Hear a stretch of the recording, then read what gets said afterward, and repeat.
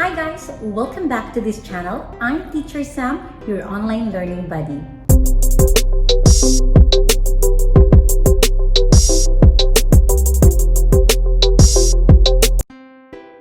Another important aspect of research writing is Chapter 3 of the research paper or research methodology. In Chapter 3 of your research paper, you specify the aim of research, the research method you plan to utilize, the equipment to be used, where you will collect the data, the sorts of data collection, and how you will collect them. The material used to assess the validity of a study is found in the methodology section of a research paper. As a result, it necessitates a clear and explicit description of how an experiment was carried out, as well as the justification for selecting specific experimental protocols. The preparations, measurements, and protocol should all be listed in chronological order. When a lot of material needs to be presented, it's best to break it down into subsections per topic for clarity. Each section's content should be sorted by topic from most important to least significant. In this video, we will discuss research design and research method. First, let us define what is research design. A research design is basically a framework that the researcher uses to organize numerous study approaches and methods. The overall plan or program of research is known as a research design. A well-thought-out research design ensures that your methods are appropriate for your research aims and that your data are analyzed properly. It is critical that you ask yourself of the following question before deciding on research design. Will using this research design help me generate enough information to address the research problem? Now let's learn how to write the Chapter 3 of your research project. Step 1. Think about your research aims and decide on the design. Your research design decisions should be guided by your research aims. Start by considering what you want to accomplish. You must first decide if you will use a qualitative, quantitative, or mixed. Considering the following research aims, what do you think are the research designs to be used based on the research aims? Answers will be revealed later. Quantitative research design. A researcher uses quantitative research design to study multiple variables while including numbers and statistics in a project's analysis. The most common method of data gathering, measurement, and meta-analysis is to employ visuals, figures, and pie charts. For example, a quantitative research design is best for evaluating the effectiveness of an online teaching method. This type of research can be used to assess learning outcomes such as grades and test scores. Qualitative research design. This type of research is completely contradictory to quantitative research. It seeks answers to what's and how's and is explanatory in nature. It primarily focuses on why a particular theory exists and what would be the respondent's response to it.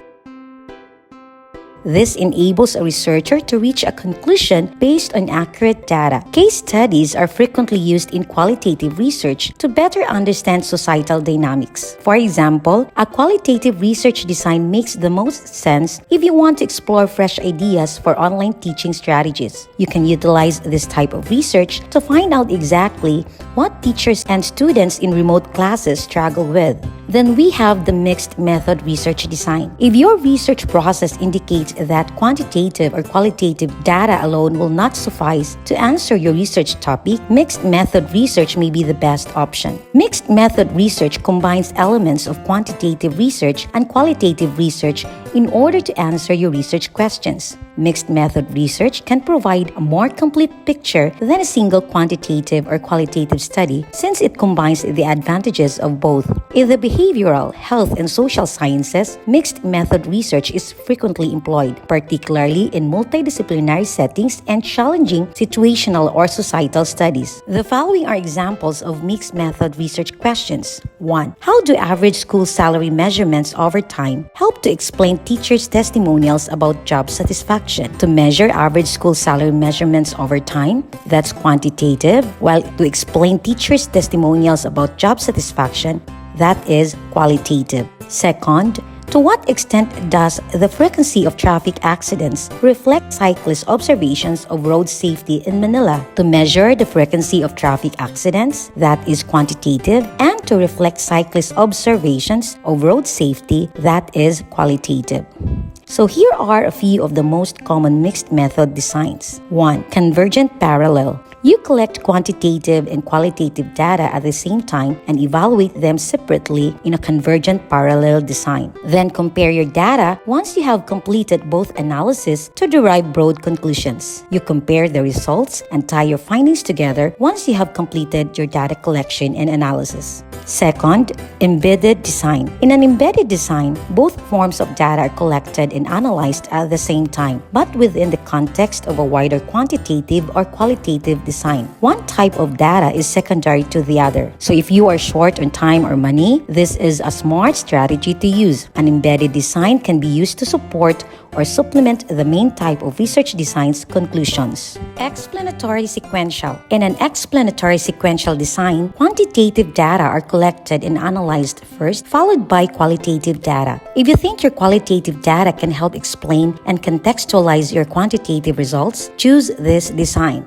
Exploratory sequential. In an exploratory sequential design, qualitative data collection and analysis occurs first, followed by quantitative data collection and analysis. This design can be used to investigate initial questions and hypotheses. The quantitative data can then be used to test or corroborate your qualitative conclusions. The following are the drawbacks of mixed method design. Workload.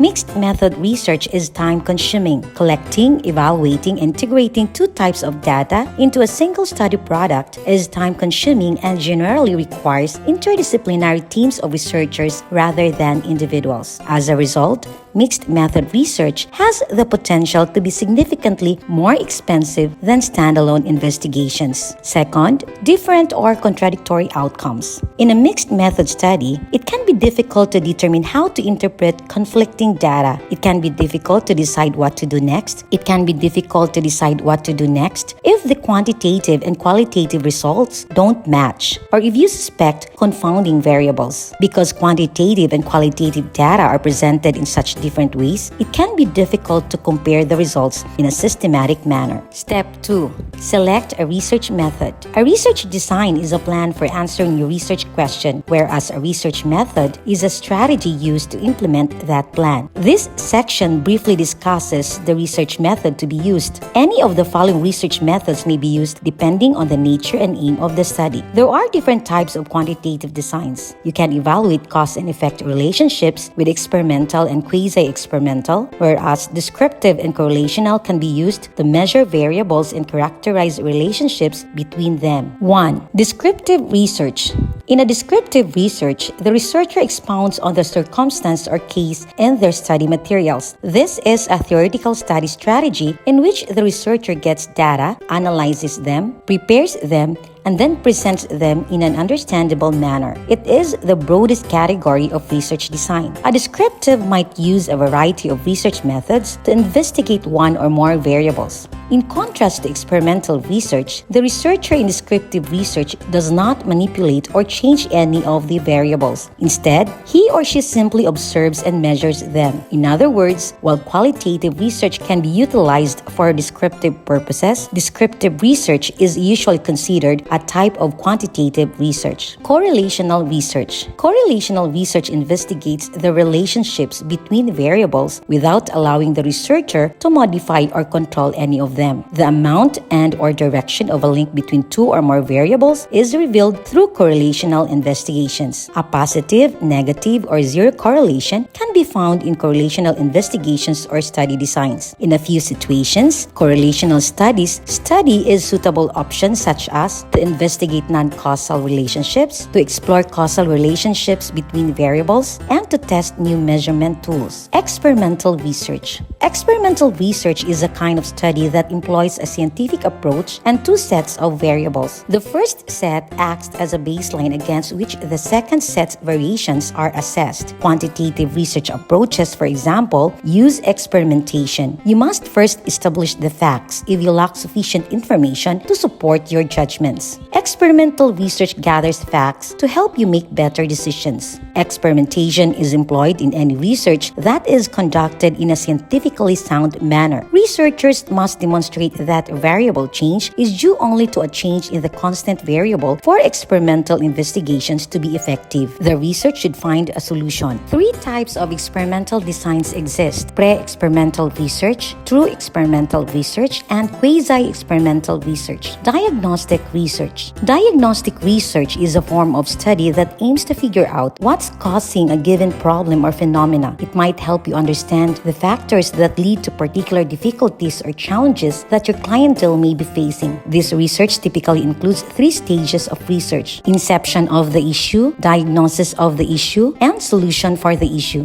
Exploratory research is a method for investigating phenomena that have not before been studied or effectively explained. Its major objective is to inform us to places where we can obtain a bit of information. Using this method, the researcher receives a broad idea and uses research as a tool to guide them more quickly to future problems. Its goal is to figure out why and what a subject is investigating. In a nutshell, it's a form of study design that focuses on determining why things happen by establishing cause and effect correlations. The following are the most common strategies of explanatory research: literature research, in-depth interview, focus groups, and case studies. The following are the common qualitative design types. They generally take similar methods to data collection, but concentrate on different areas of data analysis. You will use phenomenology if you want to describe the lived experiences of a particular phenomenon.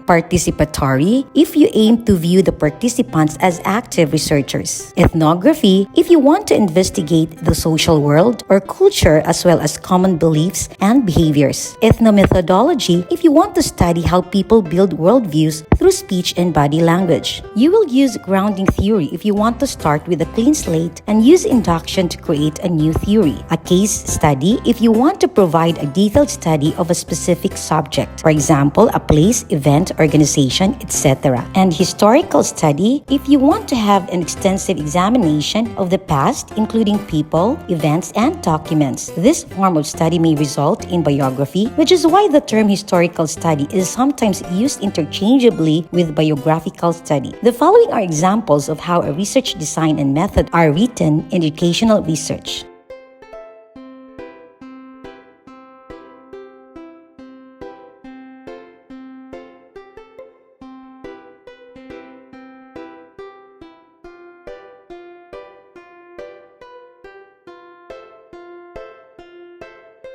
These are the answers to the questions asked at the beginning of the video.